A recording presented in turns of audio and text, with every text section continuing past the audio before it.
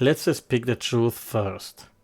This review is for an early access game, so take it as what it is.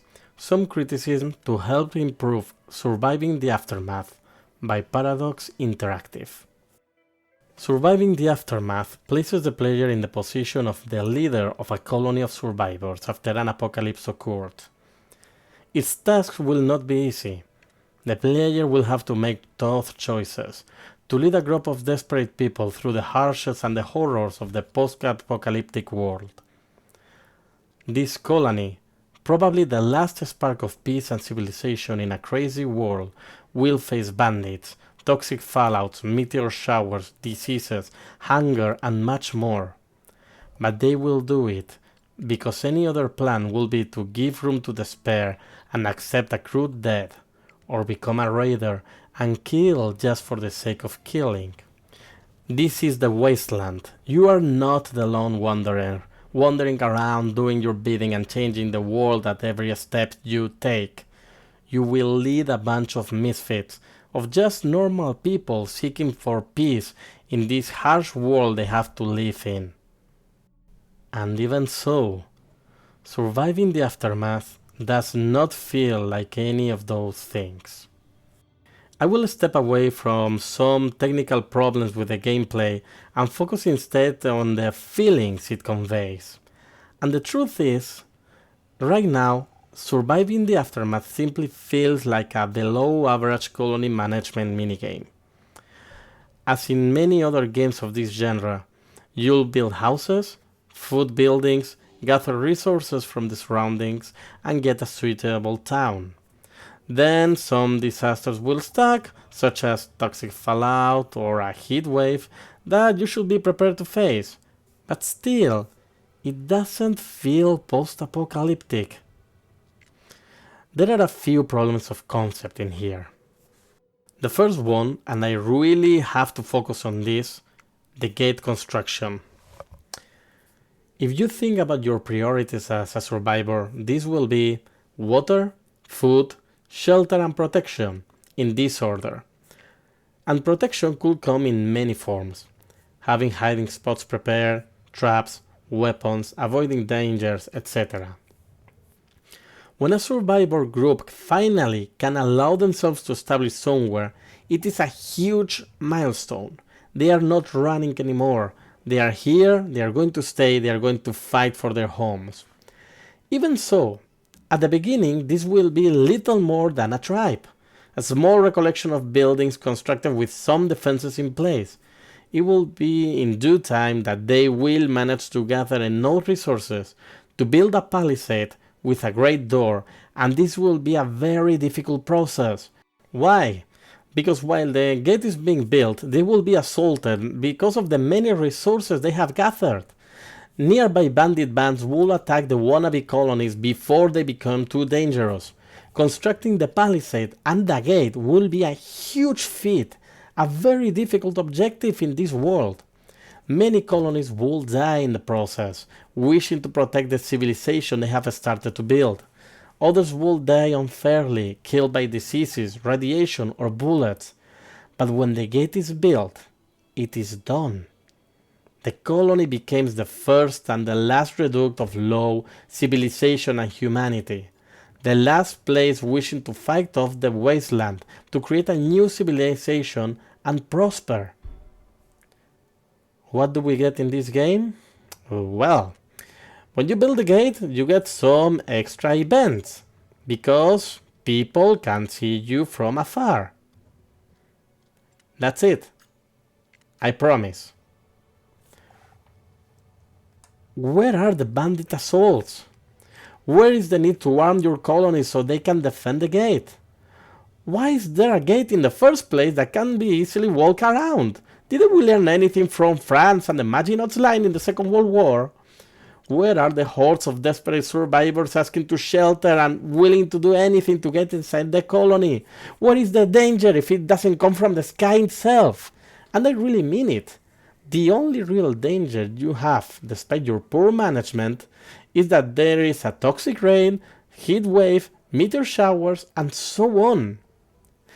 Even the events you get after building the gate, sort of bandit showing that your gate slavers or your citizens wanted to go out and explore the world themselves, summarizes in the same options.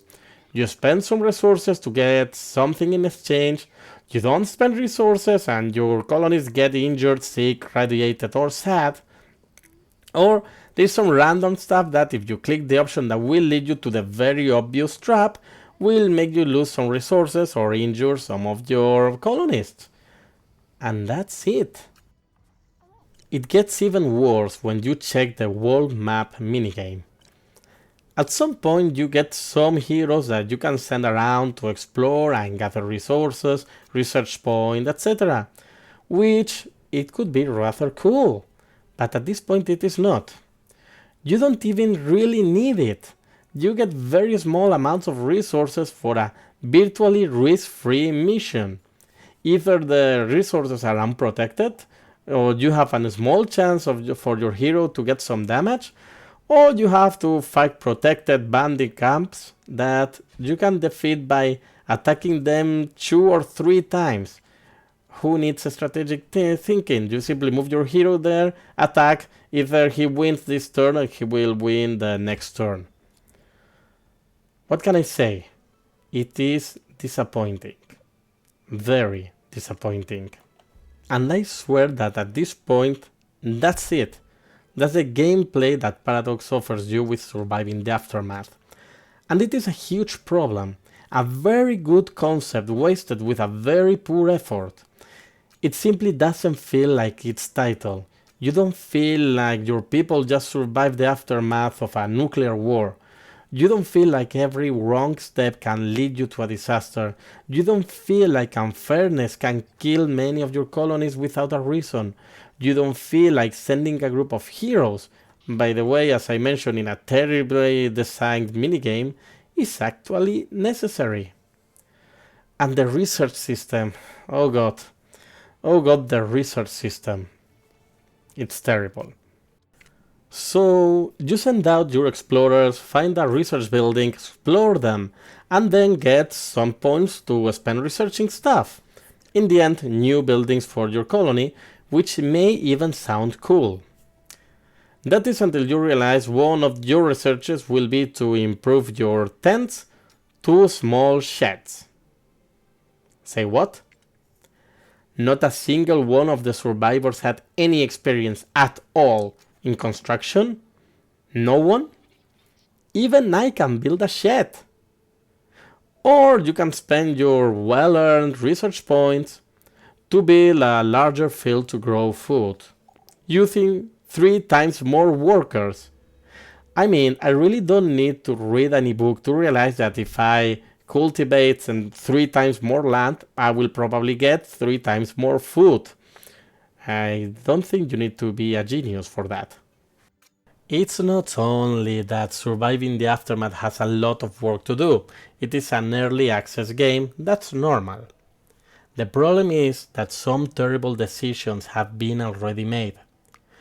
It does have a lot of potential, but will need loads of changes to actually become any closer to other great successes from Paradox, such as Surviving Mars, a game that I truly love. Paradox needs to make this game unique, vastly different from others of its genre, and with mechanics that make you feel like you are surviving the apocalypse. Bandit attacks, or even radioactive zombies or aliens or whatever. Desperate masses of survivors at your gates, the challenge to survive those attacks without a gate, arming your colonies, making really tough calls that do impact the player and not give you just a negative happiness number for your citizens. I want to decide between taking the chances to send a group of armed colonists I want to decide between taking the chance to send a group of armed colonists or letting a family rot in the chains of slavery. I want to decide between giving precious medicine to save a few children or save it for later in case a plague strikes my colony. I don't want to find random research point to research a freaking shed. Let me build a freaking library for that. Instead, allow us to find unique stuff in the world map that I would never have found or researched in the colony alone. Huge energy reactors, defense systems, communication networks, freaking vehicles to boost my production, such as the breakthrough from surviving Mars. I really, really want this game to succeed. I truly do. But at this point of its development, it is a true fiasco. So Paradox, if you are hearing this, I hope this review will help you to make a truly engaging game, as close or better than Surviving Mars. Hey, so thank you for watching this video and this review. If you like it, well, hell, I'm not a YouTuber, I just make random videos from time to time. So if you like it, just let me know and I may decide to make more videos like this one. Peace.